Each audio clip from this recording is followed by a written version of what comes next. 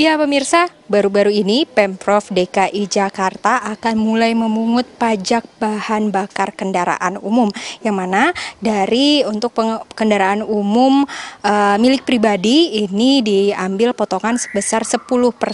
Ini mirip-mirip dengan potongan pajak PPN yang biasa misalkan Anda makan di kafe atau di tempat lainnya. Nah, untuk itu saya ingin bertanya juga kepada masyarakat ataupun warga Jakarta bagaimana pendapatnya mengenai peraturan baru dari Pemprov DKI Jakarta. Selamat pagi Ibu, dengan Ibu siapa Bu? Dengan Ibu Rosa. Nah, Bu Rosa, kan ini ada peraturan baru nih dari Pemprov Jakarta mengenai tambahan pajak bagi setiap pembelian BBM. Nah, Ibu sebagai warga Jakarta pendapatnya seperti apa Bu? Kalau saya sih setuju-setuju aja, asal itu hasil dari kenaikan pajaknya itu dijatuhkan lagi untuk rakyat yang membutuhkan. Seperti untuk KJP-nya ditambahkan kuotanya, dan juga untuk fasilitas umum yang ditingkatkan mungkin ya, juga untuk posyandu, untuk giji-giji balita warga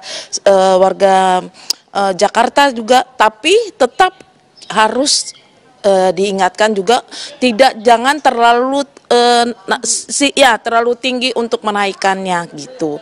Tetap kita harus perhatikan warga yang kemampuan masyarakat. Iya, masyarakat, iya gitu. Mungkin ada pendapat lainnya Bu, ini kan kalau misalkan kendaraan umum ataupun kendaraan transportasi umum gitu Bu, ini katanya berbeda pajaknya dari kendaraan pribadi. Mungkin dari Ibu sendiri bagaimana, mungkin ada masukan untuk pemerintah Bu? Sebaiknya sih kalau untuk kendaraan umumnya jangan ya, karena kalau kendaraan umumnya dinaikkan berat, jadi tarifnya juga lebih dinaikkan gitu, jadi semakin malas orang untuk menggunakannya gitu. Jadi orang akan lebih berlomba-lomba lagi beli motor dan mobil, yang tambah lagi kemacetannya Jakarta gitu. Kalau kendaraan umum, transportasi umum nggak usah dipajakin juga Ibu ya? Iya betul itu, jangan dipajakin kalau untuk kendaraan umumnya. Ya.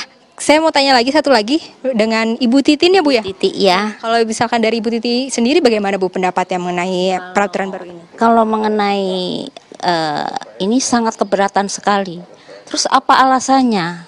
Apakah masih kurang Pemprov DKI untuk biaya-biaya itu?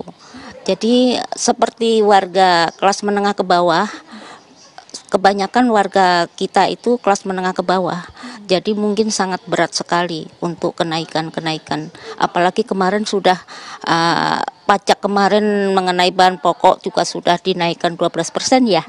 Kalau nggak salah gitu ya. Jadi mohon perhatikan juga warga kita yang kehidupan warga gitu. Kehidupan warga sehari-hari itu sudah susah. Apalagi dinaikkan lagi BBM-nya lagi. Transportasi dinaikkan, gimana nanti dipajakin lagi, tambah susah lagi. Nanti banyak pengangguran, banyak PHK, apalagi banyak ya orang pasti banyak yang berbuat kejahatan gitu mungkin juga gitu ya. Iya, nanti. Terima kasih Ibu Titi, selamat beraktivitas kembali. Terima kasih Ibu Rosa. Iya, pemirsa, tadi merupakan tanggapan dari warga. Ini memang ada yang setuju dan juga tidak setuju mengenai adanya pertambahan pajak di setiap pembelian BBM. Adapun jika yang setuju, ini memang harus jelas kemana arah pajak tersebut ataupun hasil dari pajak tersebut disalurkan dan agar kembali lagi kepada masyarakat. Sementara itu demikian, saya kembalikan ke studio. Suara masyarakat ini menarik-menarik ya. Rizka, terima kasih ya Rizka ya atas panduannya tadi, mewawancarai suara masyarakat juga. Mereka berharap ya kalau misalnya itu harus ditempuh sebagai warga negara bisa apa? Kan begitu ya. Ya mau nggak mau. Tapi harapan mereka pajak itu juga kalau bisa untuk mereka juga gitu kan. Harapannya begitu kan. Ya. Tapi ternyata nggak cuma warga, informasinya juga ini banyak pengusaha atau penyedia SPBU ini juga keberatan nih Pak Trubus gitu. Apa sih sebenarnya yang dikhawatirin untuk tadi kan dampaknya untuk masyarakat, tapi untuk pengusaha sendiri bagaimana? Ya, pengusaha dalam hari ini ketakutan kalau istilahnya konsumennya terus beralih kan gitu. Ya, berkurang listrik. Kan itu kalau berkurang itu berarti pengusaha berkurang dong pendapatannya. Ya. Itu kan persoalan yang pertama. Tapi kan memang didorong juga untuk menggunakan kendaraan listrik. Ya, kendaraan listrik ternyata pilihan masyarakat sampai hari ini masih tersendat-sendat. Artinya apa? orang untuk milih mobil listrik itu kan faktornya banyak hal. Termasuk dalam after sales-nya, macam-macamnya itu kan masih banyak mahal. Dan banyak juga kemarin mudik juga banyak yang nggak kuat kan pakai kendaraan listrik. Juga ujung-ujungnya kan. Makanya pilihannya masyarakat tetap ada yang BBM tadi karena yang dianggap paling ya praktis lah kira-kira seperti itu. Oke, berarti timing tadi juga udah dibahas, tidak tepat sekarang. Tapi memungkinkankah ini kira-kira nanti kalau udah stabil, ya baiknya tadi diterapkan aja atau gimana menurut Pak? Iya, karena itu merupakan undang-undang ya harus jalan. Nggak bisa dibatalin? Iya, kalau mau jalan direvisi dulu. Persoalannya kan undang-undang nomor 1 itu kan ada induknya. Kalau memang di judicial review dulu ke MK, baru itu nanti turunannya perda harus dirubah lagi. Gitu. Tapi kalau misalnya undang-undangnya nggak dirubah, perdanya kan nggak mungkin untuk dirubah karena itu sesuatu yang sifatnya perintah undang-undang. Sebagai pemimpin daerah, pejabat daerah, gubernur bisa apa terkait dengan perda ini? Kalau dengan perda ini, gubernur satu bisa mengajukan semacam revisi kepada DPRD, tapi juga bisa menunda dulu supaya tidak menimbulkan. Apa alasannya menunda? Menunda karena memang ini tadi daya beli masyarakat. Timingnya yang ekonomi Anda bilang tadi ekonomi itu. Dalam lagi istilahnya counter siklis misalnya itu kan harus dilihat dulu secara keseluruhan. Kemudian udah juga ini sosialisasinya belum. Nanti masyarakat nggak tahu tiba-tiba naik kan gitu. Bukan hanya Mas Pram yang kaget, masyarakat juga kaget nanti tiba-tiba mobil pribadi ini kan yang diperas mobil pribadi semua kan yang diajar.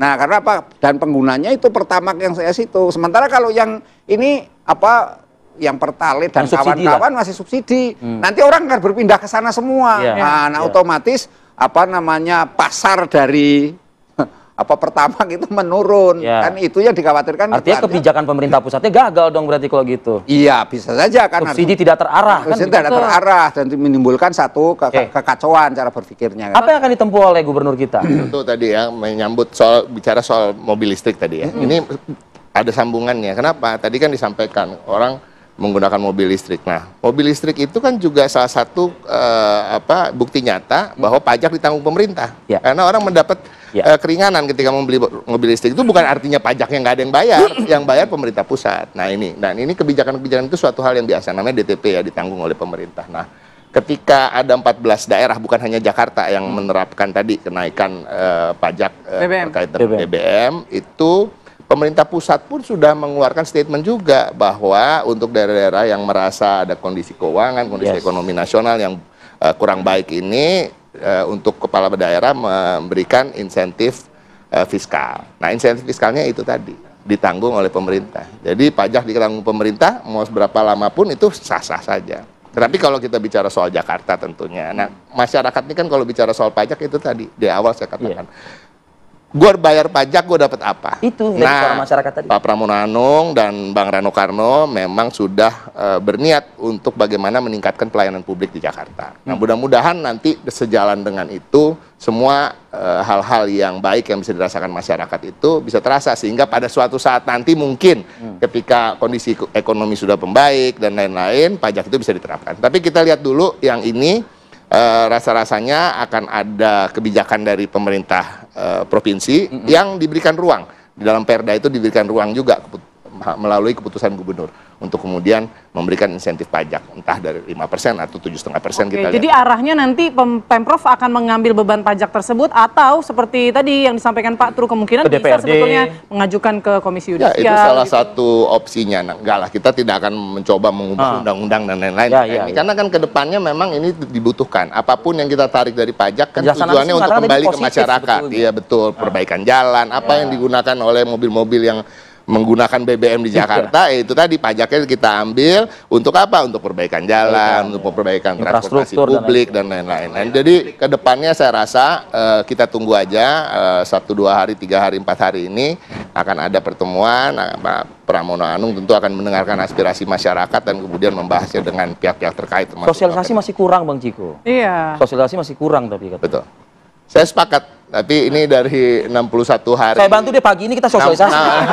Saya bantu deh. 61 hari pemerintahan Pak Pramono Anung, rasa-rasanya ya memang terlalu pack ya masalah-masalah yang ditinggalkan baik itu yang oleh yang pemerintahan yang lalu dan juga terkait dengan apa-apa yang ingin diwujudkan oleh Mas Pram dalam waktu 100 hari ini. Ya. Terutama ngebangun kepercayaan publik. Misalnya fasilitas pelayanan apa sih yang dirasain? Karena kayaknya jalan rusak-rusak terus nih gitu kan. Pelayanan masih lambat-lambat juga nih gitu kan. Ini termasuk dalam aspirasi masyarakat yang kita terima dan mudah-mudahan ke depan harus ada perbaikan. Saya sepakat kok soal. Oke, kenapa Anda mengatakan iya soal apa namanya tadi itu kepercayaan itu tadi?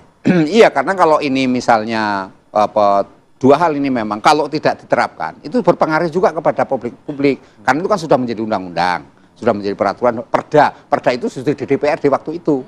Nah, kan harus dilaksanakan. Kalau nggak dilaksanakan berarti ada potensi gubernur berarti tidak mau melaksanakan undang-undang. Nah, citranya jadi masalah. Kemudian kalau melaksanakan dalam situasi sekarang ini sosialisasi belum dan segala perangkatnya juga belum ada dari pihak pemerintah pusat juga belum mendukung, maka otomatis berpengaruh pula pada ini public trust. Kan seperti itu. Jadi menurut saya ya memang kuncinya ya itu tadi, kalau mau ditunda ya kan ditunda dulu, kemudian sambil itu sosialisasi.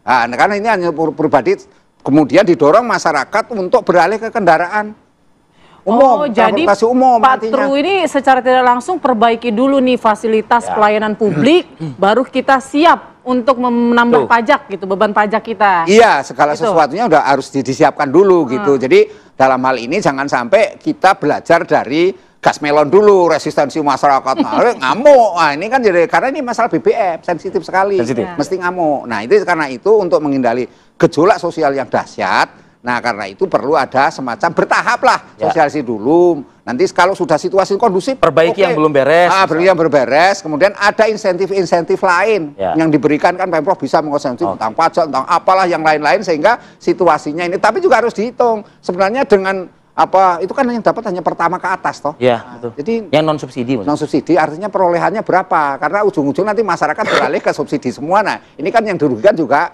bukannya benar, karena pendapatan daerah itu bisa saja ngapain ngurusin parkir liar aja banyak, kalau mau dikelola itu jadi parkir pendapatan kan gitu. Kan gitu yang Pak Trubus kalau dikasih ruang terus durasi ya, tambah pusing Mas Pram gitu. Bang Ciko udah mikir dari tadi, Bang Ciko udah mikir dari tadi. Tapi kita garis bawah ya, intinya Bang Ciko ditunda dulu, perbaiki dulu yang lain, bangun kepercayaan publik dulu, insentif-insentif mungkin boleh tuh menarik, insentif baru yang dari yang sudah ada ditambah lagi gitu. Bisa kita tempuh itu ya. Forum-forum seperti ini kan seperti mini FGD ya.